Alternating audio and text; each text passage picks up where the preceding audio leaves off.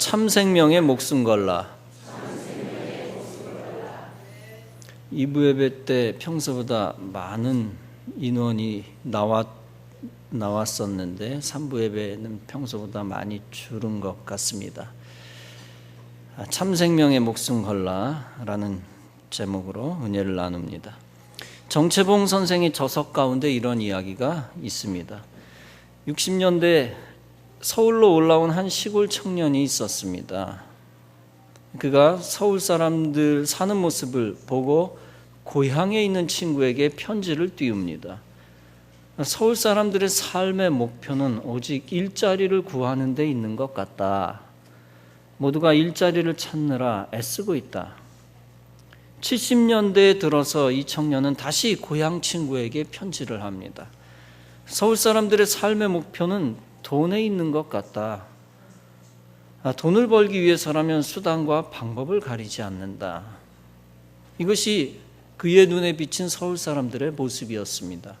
80년대 들어서자 이 청년은 친구에게 다시 편지를 합니다. 지금 서울 사람들의 삶의 목표는 권력에 있는 것 같다. 권력을 잡기 위해 갖은 노력을 한다. 권력이면 모든 일이 다 될 것처럼 생각한 나머지 그 권력을 잡기 위해 수단과 방법을 가리지 않고 힘써 일을 한다. 90년대 들어서서 다시 편지를 합니다. 서울 사람들의 사는 모습은 곧 스피드다. 얼마나 바쁘게 사는지 단 1분의 시간을 얻기 위하여 목숨을 걸고 달린다. 시골에 있는 친구가 서울에 있는 친구에게 답장을 보냅니다. 그 편지에는 이런 질문이 있습니다. 그렇게 위험을 무릅쓰고 벌어들인 그 1분이라고 하는 시간을 어디에 쓰고 있는지 알려주기 바라네. 서울에 있는 친구는 다음과 같이 회답했다고 합니다. 그 1분을 다방에서 차 마시며 노닥거리고 텔레비전 보고 고스톱 치고 입 벌리고 조는 데 쓴다네. 여러분들은 이 세상에서 분주하게 다니며 얻은 1분을 가지고 어디에 사용하고 있습니까? 현대 수많은 사람들이 헛된 곳에 재물과 시간을 탕진합니다. 너무나 많은 사람들이 가치 없는 일에 목숨 걸며 가치 있는 것을 버리고 있습니다. 육적이고 쾌락적인 것을 더 얻기 위해 신앙적인 가치를 무시하고 있습니다. 땅의 것만을 취하다가 하늘의 것을 저버리는 어리석은 행동을 하고 있습니다. 본문은 정말 인생이 목숨 걸어야 할 가치 있는 것이 무엇인가를 말하고 있습니다. 예수께서 육신적 가치에 연연하는 인생을 향하여 다음과 같이 말씀합니다. 누구든지 자기 목숨을 구원하려고 하면 그 목숨을 잃을 것이다.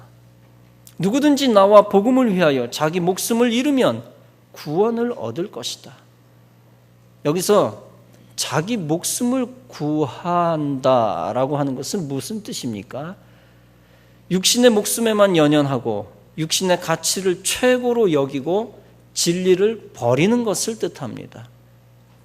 여기서 목숨을 구하고자 하는 것은 어떤 건전한 안전의식과는 상관이 없는 내용입니다. 건전한 안전의식은 타인의 생명을 귀하게 여기는 것입니다. 안전운전하고 안전하게 집도 지어서 나뿐 아니라 남의 목숨도 지켜주는 것입니다. 안전의식은 국민의 생명과 목숨을 지키기 위하여 육해공, 국방을 튼튼히 하는 것입니다. 반대로 자기 목숨을 구한다는 것은 자기 목숨만을 최고로 여기고 이기적으로 사는 것을 뜻합니다.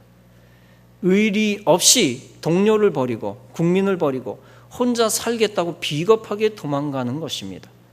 동료들이 전쟁터에서 열심히 싸우고 있는데 혼자 몰래 도망치며 일시적인 목숨을 구하는 것입니다. 승객들을 버리고 혼자 탈출하여 살며 일시적으로 목숨을 구하는 것입니다.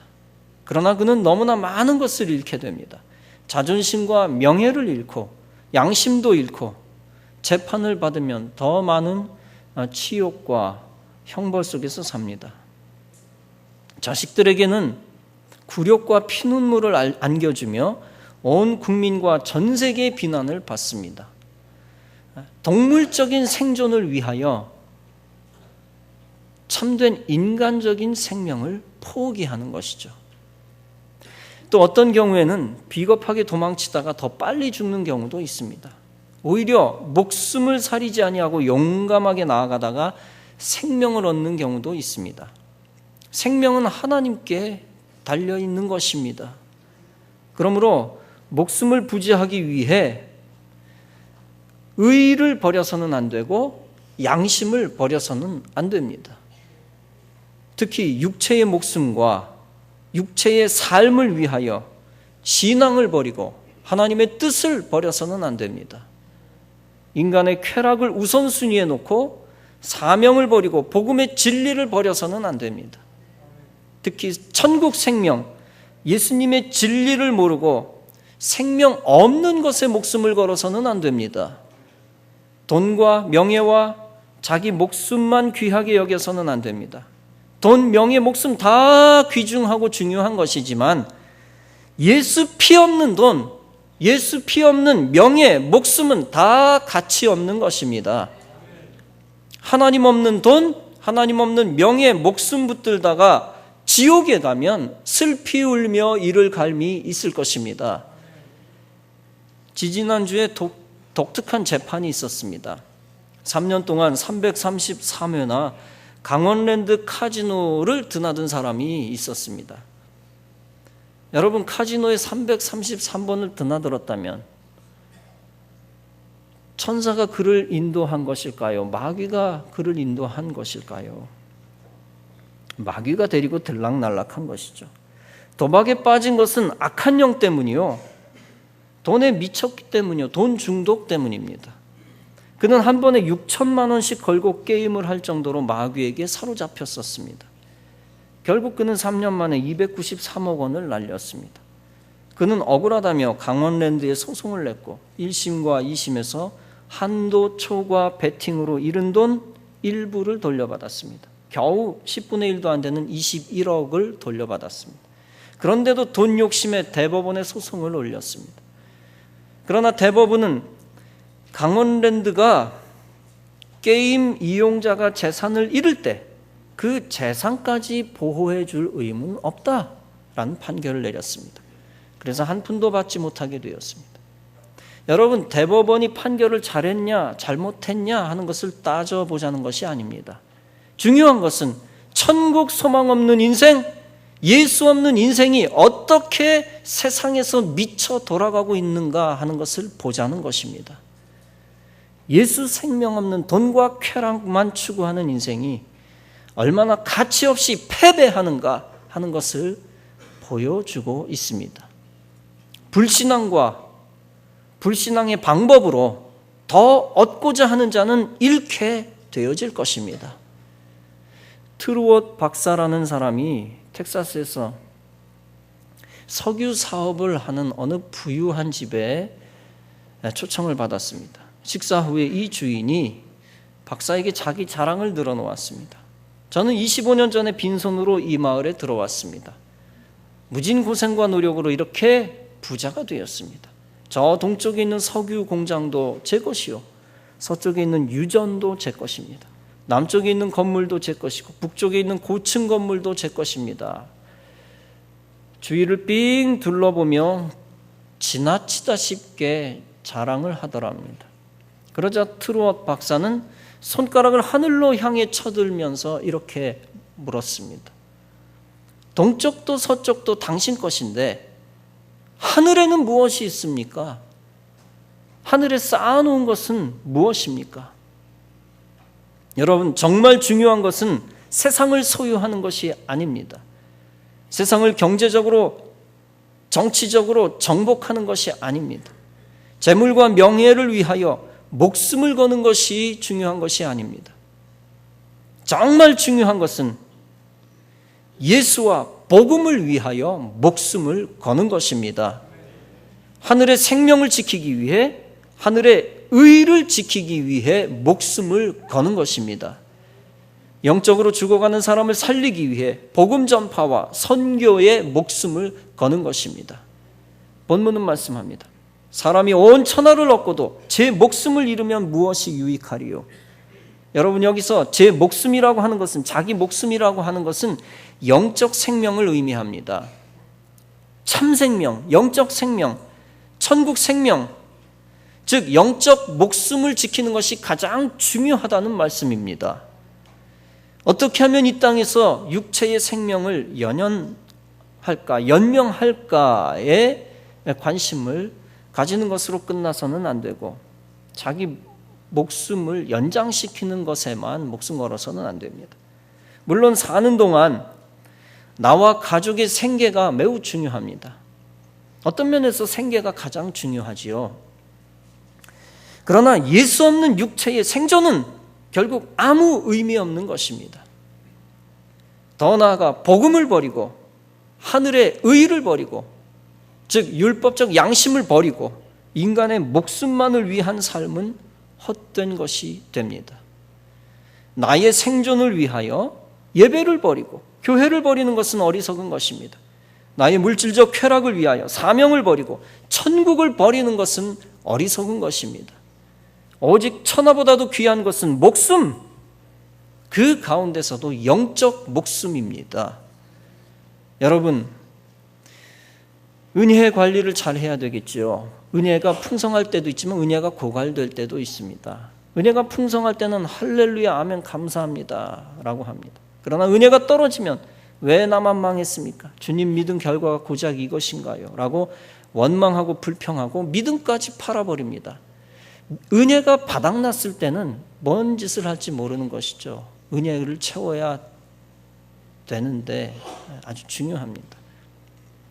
여러분, 영적 생명도 잘 지켜야 됩니다. 영적 생명도 얻은 것 같다가도 놓칠 수도 있고 위태할 수도 있습니다.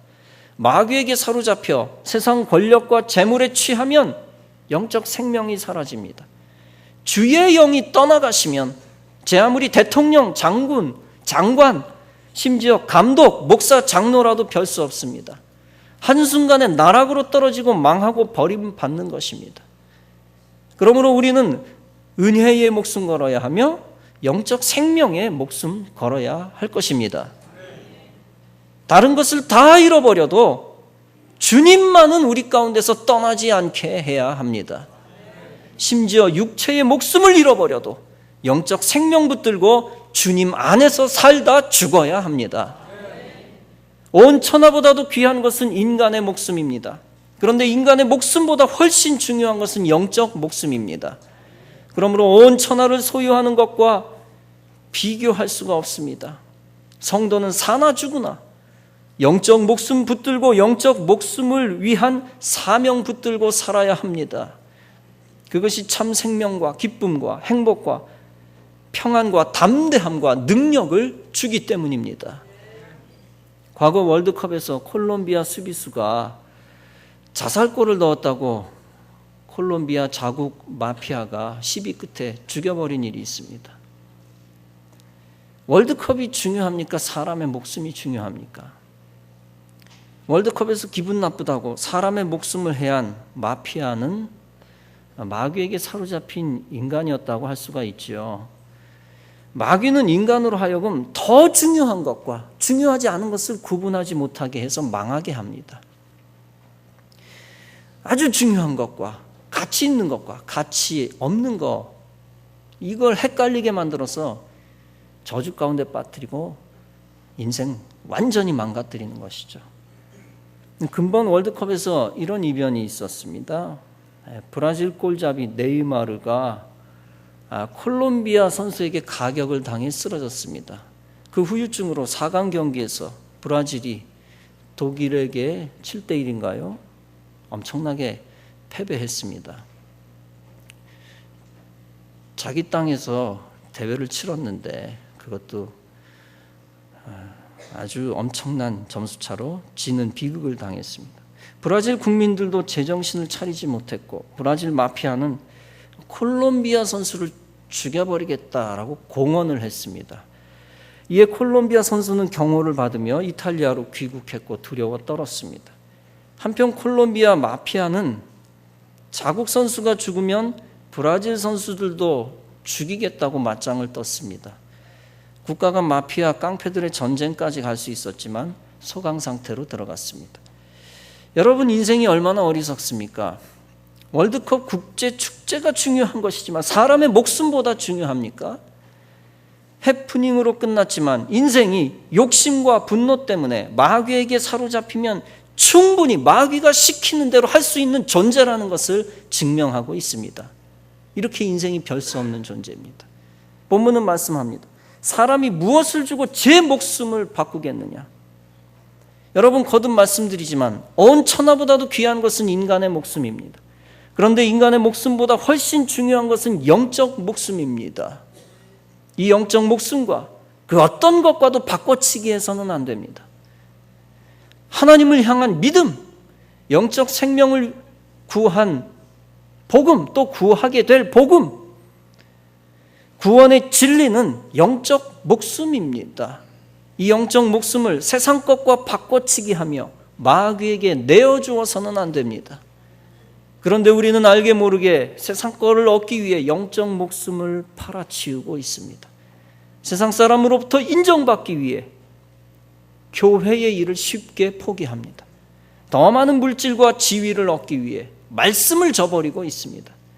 세상에서 세상 것 더 가지기 위해 헌금을 줄이고 예배드리는 날을 줄이고 있습니다. 주일 성수를 점점 가볍게 여기고 신앙적으로 범죄하고 있습니다. 세상에서 더 자랑할 만한 것을 만들기 위해 과거에는 교회를 자랑하던 사람이 교회를 부끄러워하기 시작합니다. 예수님과 복음과 교회를 부끄러워하는 것이 바로 영적 목숨을 버리는 것입니다.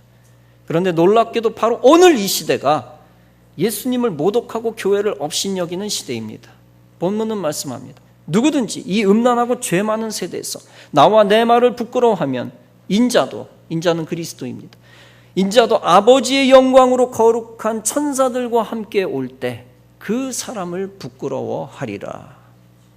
바로 오늘 이 시대가 음란하고 죄 많은 세대입니다. 바로 오늘 이 시대가 예수님과 예수님의 말씀을 부끄러워하는 시대입니다. 예수 믿는 것을 부끄러워하며 복음 전파와 십자가를 부끄러워하는 시대입니다. 예배드리는 것까지 부끄러워하며 교회 성장을 부끄러워하며 부흥을 부끄러워하고 있습니다.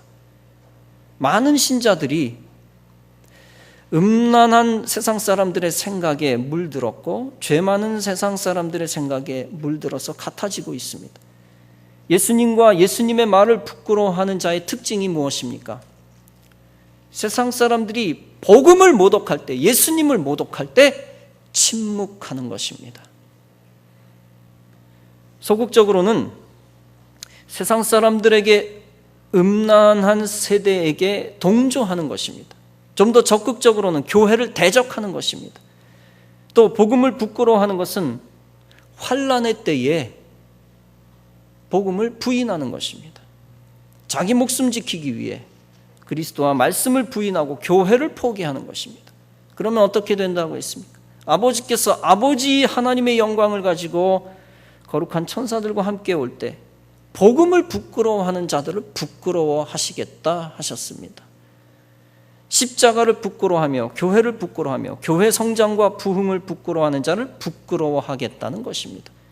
보다 근본적으로는 생명의 위협이 왔을 때 주님을 부인하는 자를 부끄러워하시겠다는 것입니다.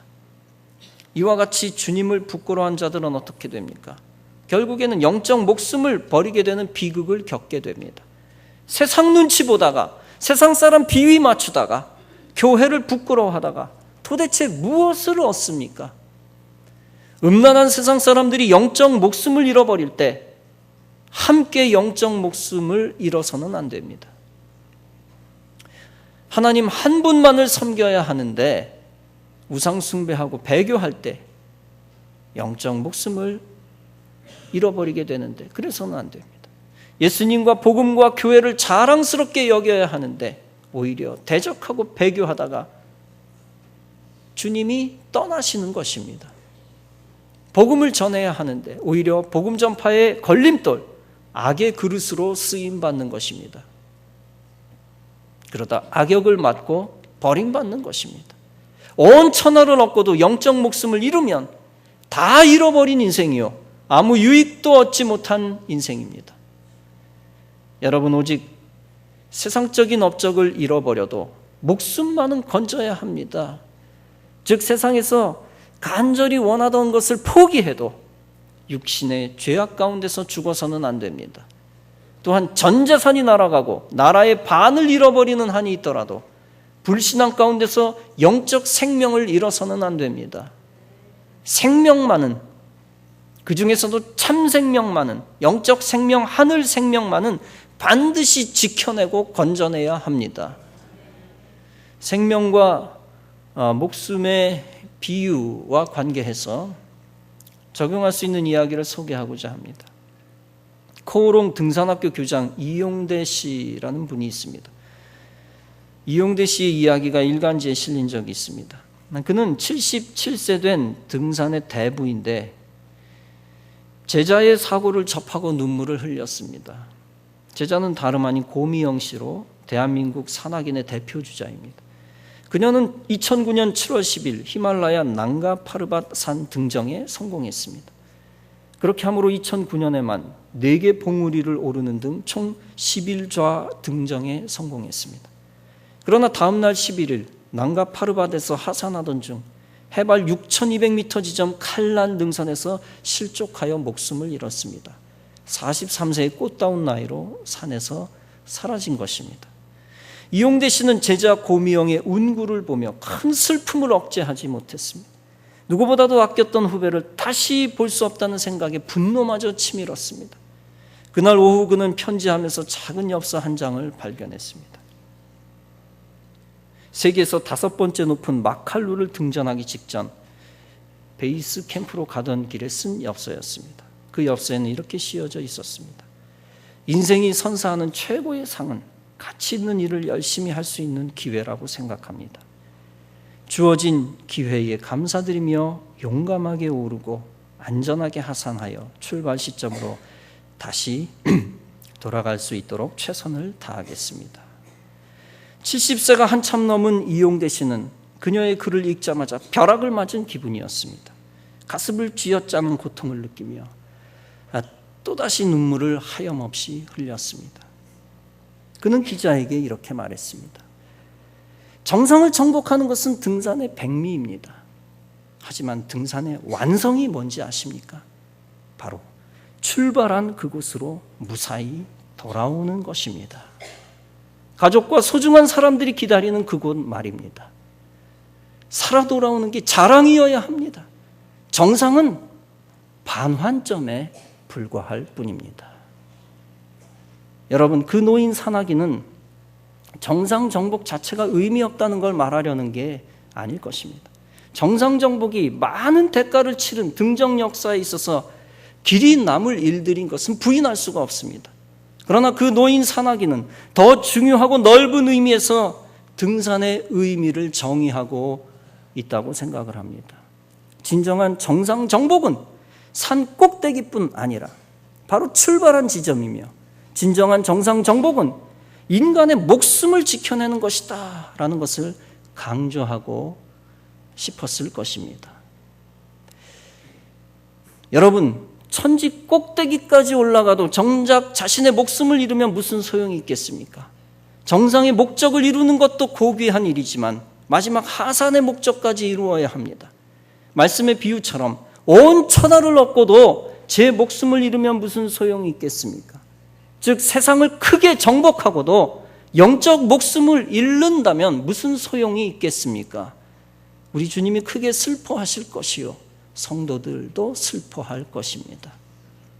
여러분, 세상에서의 성공이 무조건 나쁘다는 게 아닙니다. 그러나 세상의 성공을 위해 달려가다가 자칫 불신앙이라는 사고를 당해 영적 목숨을 잃으면 무슨 소용이 있겠습니까? 어떤 면에서 세상에서는 사고도 당할 수 있고 재난도 당할 수 있습니다. 크리스찬도 교통사고로 죽을 수 있고 암으로 죽을 수도 있고 추락할 수도 있습니다.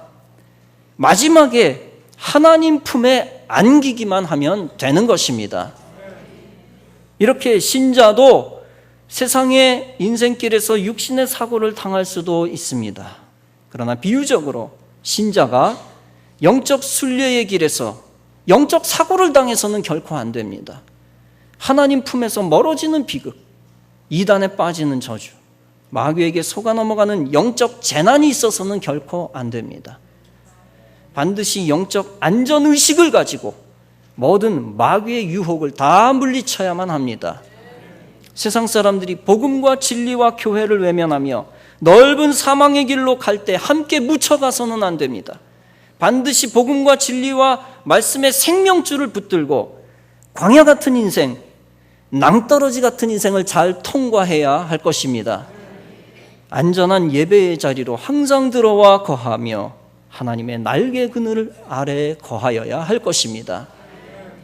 물질과 시간과 재능을 세상을 위하여만 탕진하지 말고 주님께 드려 주님께 붙들린 자가 되어야 할 것입니다. 불신자들이 하나님을 부끄러워할 때 동조하지 말고 함께 멸망하지 말고 오히려 하나님과 교회를 자랑하고 하나님과 교회 편에 서야 할 것입니다. 그리고 어떤 인간적 희생을 치러서라도 영적 생명을 지켜내며 참 생명에 목숨 걸어야 할 것입니다. 그래서 하나님이 자랑해주는, 주께서 자랑해주는 축복의 사람이 되시기를 바랍니다. 하나님의 영광에 동참하고 참 생명을 얻고 천국에서 큰 자 되시기 바랍니다. 그리고 가치 있는 일에 목숨 걸 줄 아는 후회 없는 성도, 하나님과 사람을 감동케 하는 성도가 되시기를 바랍니다. 이와 같이 주의 뜻을 이루고 영적 열매를 거두는 진정 천국 복음 안에서 가치 있는 성도가 다 되어지시기를 주님의 이름으로 축원합니다.